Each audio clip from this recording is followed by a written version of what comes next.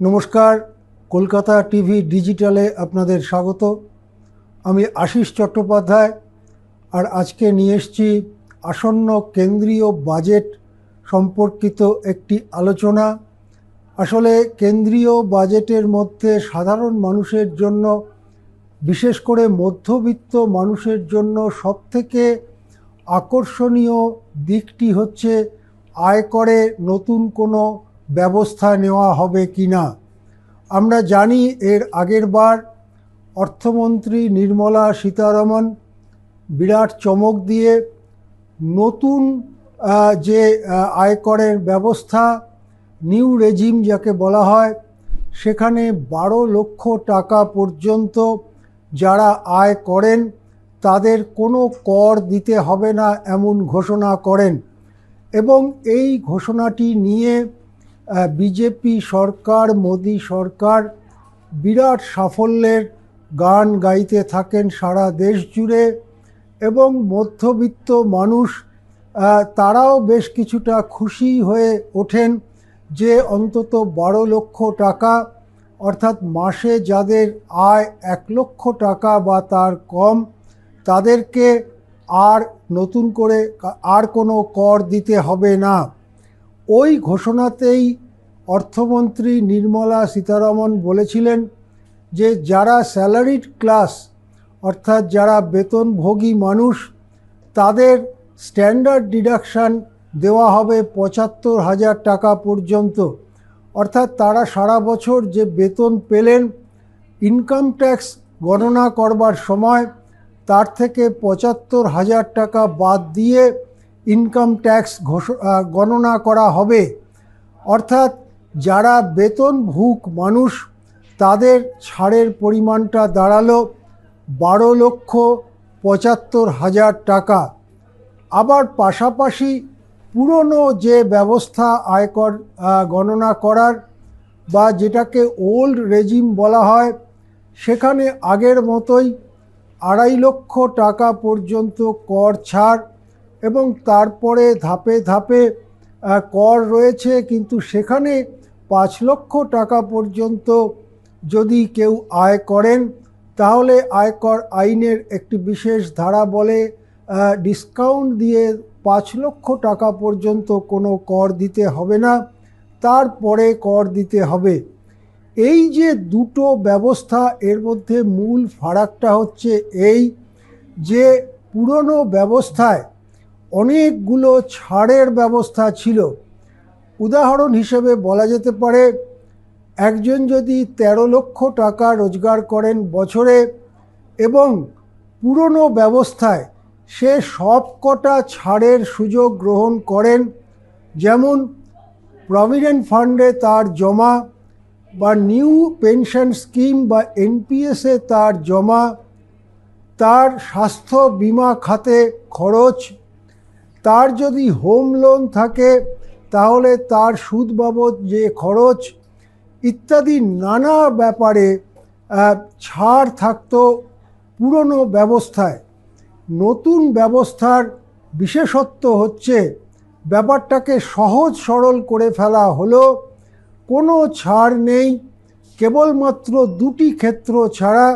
একটি ওই আগে আমি বললাম, বেতনভোগী কর্মচারীদের জন্য 75,000 টাকা তার বেতন থেকে বাদ দিয়ে ইনকাম ট্যাক্স গোনা হবে। আর যারা এনপিএসে আছেন, বেতনভোগী মানুষ, নিউ পেনশন স্কিমে আছেন, তাদেরকে একটা ছাড় দেয়া হবে।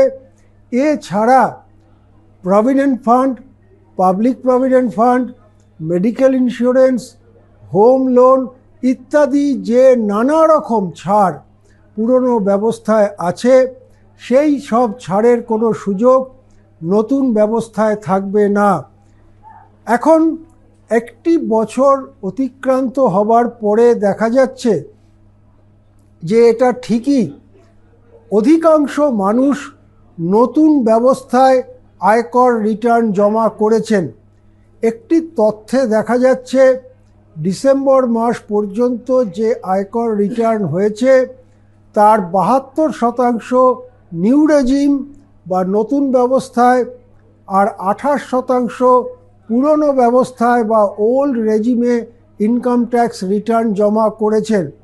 অনেকে ভেবেছিলেন পুরনো রেজিমে এত কম লোক থাকবে যে সেটা উঠেই যাবে, কিন্তু 1 বছরের অভিজ্ঞতায় দেখা গেল যে তা হয়নি। পুরনো রেজিমেও 28% মানুষ তারা ইনকাম ট্যাক্স রিটার্ন জমা করেছেন। সুতরাং যেটা নির্মলা সীতারামন আশা করেছিলেন নিউ রেজিমটাই ডিফল্ট রেজিম এবং বেশিরভাগ লোক হুড়মুড় করে এদিকে চলে আসবে, তারা তা আসেনি।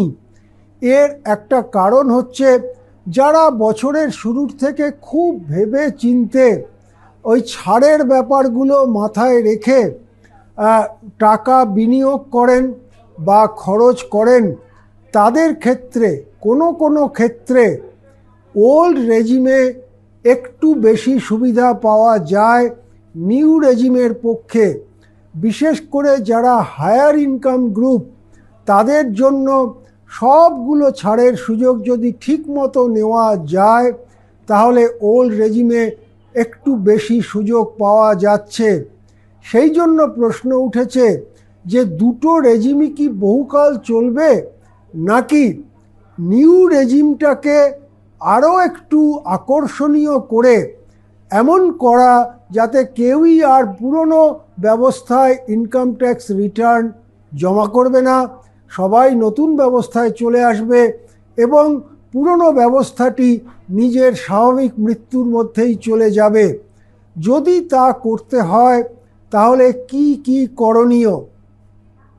একটা নানান প্রস্তাব বিশেষজ্ঞরা দিয়েছেন এবং এই সব বিশেষজ্ঞদের প্রস্তাব বা কর্পোরেট মহলের প্রস্তাব অর্থ মন্ত্রকেও গিয়েছে।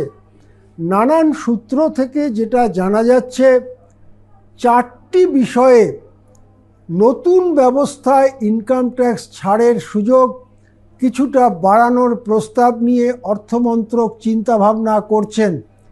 তার মধ্যে প্রথম হচ্ছে স্ট্যান্ডার্ড ডিডাকশান, যেখানে 75,000 টাকা পর্যন্ত স্ট্যান্ডার্ড ডিডাকশান, অর্থাৎ বেতন মোট যা পেয়েছে তার থেকে 75,000 টাকা বাদ দিয়ে ইনকাম ট্যাক্স গোনা হবে।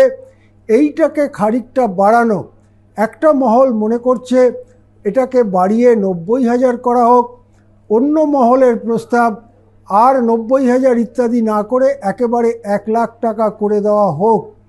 সুতরাং স্ট্যান্ডার্ড ডিডাকশন বাড়ানোর ব্যাপারে প্রস্তাব অর্থমন্ত্রকে জমা পড়েছে। সিদ্ধান্ত নেবে সরকার, সিদ্ধান্ত নেবেন অর্থমন্ত্রী নির্মলা সীতারামন। দ্বিতীয় যেটি প্রস্তাব আকারে জমা পড়েছে সেটি হচ্ছে মেডিকেল ইন্স্যুরেন্সের ব্যাপারে। মেডিকেল ইন্স্যুরেন্সের ব্যাপারে এখন নতুন ব্যবস্থায়, যেটাকে আমরা চলতি কথা অনেক সময় মেডিক্লেম বলে থাকি, তাতে নতুন ব্যবস্থায় আর কোনো ছাড় নেই। অর্থাৎ আজকাল মেডিক্লেম বা মেডিকেল ইন্স্যুরেন্সের দাম এত বিপুল বাড়ছে যে স্বামী স্ত্রী দুজনে যদি একটা ফ্লোটার পলিসি করে সরকারি সংস্থায়, নির্ভরযোগ্য সংস্থায়, এবং তারা যদি সিনিয়র সিটিজেন হয় তাদের প্রায় 1.25 লক্ষ টাকা বছরে প্রিমিয়াম দিতে হচ্ছে। পুরনো ব্যবস্থায় এর অনেকটাই ইনকাম ট্যাক্সের ছাড় পেত, নতুন ব্যবস্থায় এরকম কিছু নেই। সুতরাং মেডিকেল ইন্স্যুরেন্স বা মেডিক্লেমে কিছুটা ছাড় দেওয়ার প্রস্তাব এসেছে। এনপিএস বা নিউ পেনশন স্কিমেও এই রকম বাড়তি কিছুটা সুযোগ, যেটা চালু আছে তার ওপরে বাড়তি কিছুটা সুযোগ, বিশেষ করে তারা যারা এখন আর চাকরি বাকরি করেন না, তাদের অন্যান্য আয় আছে, সেটা সুদের আয় হতে পারে, ব্যাংকে জমার সুদের আয় বা ছোটোখাটো ব্যবসার আয়, তারাও একটা এনপিএস করেছেন, তাদের ক্ষেত্রেও সুযোগ কিছুটা দেওয়ার একটা প্রস্তাব অর্থমন্ত্রকে জমা পড়েছে। আরেকটা last but not the least বলে ইংরেজিতে, শেষ বলছি কিন্তু সবথেকে ছোট নয়, গুরুত্বপূর্ণ, সেটা হচ্ছে যে আমি মধ্যবিত্ত বাড়ি করবার জন্য যদি ঋণ নেই, তাহলে সেই ঋণ পরিশোধ করার ক্ষেত্রে যে টাকা আমার খরচ হবে সেই টাকা বিশেষ করে ঋণের সুদের ক্ষেত্রে ইনকাম ট্যাক্সের ওল্ড রেজিমে একটা ছাড় পাওয়া যায়, কিন্তু নতুন ব্যবস্থায় সেরকম কোনো ছাড়ের প্রস্তাব নেই। এর ফলে ফ্ল্যাট বাড়ি বিক্রি ইত্যাদির ব্যাপারে কিছুটা সমস্যাও দেখা গিয়েছে। এই গত যে বছরটা ফেলে এলাম তার মধ্যে এমন বেশ খানিকটা সময় গিয়েছে যখন রিয়েল এস্টেট ক্ষেত্রে ফ্ল্যাট বাড়ি বিক্রির ক্ষেত্রে বেশ ভাটার টান দেখা গেছে। সেই জন্য সর্বশেষ প্রস্তাব, 4টি প্রস্তাবের সর্বশেষ প্রস্তাব হচ্ছে হোম লোন বা বাড়ি তৈরি বা বাড়ি কেনবার জন্য যে ঋণ মানুষেরা নেন ব্যাংক ইত্যাদি থেকে, সেই ঋণ পরিশোধের ক্ষেত্রে যে খরচ হয় তার ওপরে একটা ছাড় দেয়া হোক। এই 4টি নতুন ব্যবস্থার দু একটিও যদি অর্থমন্ত্রী মেনে নেন তাহলে অবশ্যই ইনকাম ট্যাক্স আরও খানিকটা আকর্ষণীয় হয়ে পড়বে এবং সেক্ষেত্রে আরও বেশি লোক ওল্ড রেজিম বা পুরনো ব্যবস্থা ছেড়ে নতুন ব্যবস্থা বা নিউ রেজিমে চলে আসতে পারবেন। আসলে আমাদের দেশে মূল্যবৃদ্ধির অঙ্কটা সরকারিভাবে যাই দেখানো হোক, সাধারণ মানুষের ব্যবহার্য জিনিসগুলোর দাম হু হু করে বাড়ছে। সেইটার সঙ্গে পাল্লা দিতে গেলে ডিয়ারনেস অ্যালাউন্স ইত্যাদিও বাড়াতে হচ্ছে সংস্থাগুলোকে।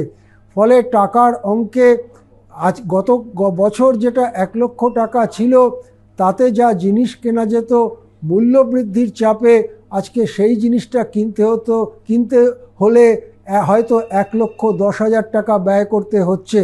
অর্থাৎ জিনিসপত্র কেনার ক্ষমতার নিরিখে টাকার শক্তি কমছে। স্বভাবতই আরও বেশি টাকা মানুষকে রোজগার করতে হচ্ছে বা জমাতে হচ্ছে ভবিষ্যতের কথা ভেবে। এই সব মানুষগুলো যারা তাদের রিটায়ারমেন্টের পরে কি করে বাঁচবেন সেটা ভেবে নানান ধরনের সঞ্চয় করছেন, তাকে খানিকটা উৎসাহ দেওয়া যায় কি না এসব কথাও অর্থমন্ত্রককে ভাবার ব্যাপারে প্রস্তাব দেওয়া হয়েছে। এখন অর্থমন্ত্রী নির্মলা সীতারামন 1 ফেব্রুয়ারি বাজেট পেশ করবেন। সেখানে তিনি এ বিষয়ে কি নতুন বার্তা দেন সেটার দিকেই তাকিয়ে আছে মধ্যবিত্ত ভারতবাসী। আজ এ পর্যন্তই। নমস্কার। দেখতে থাকুন কলকাতা টিভি ডিজিটাল।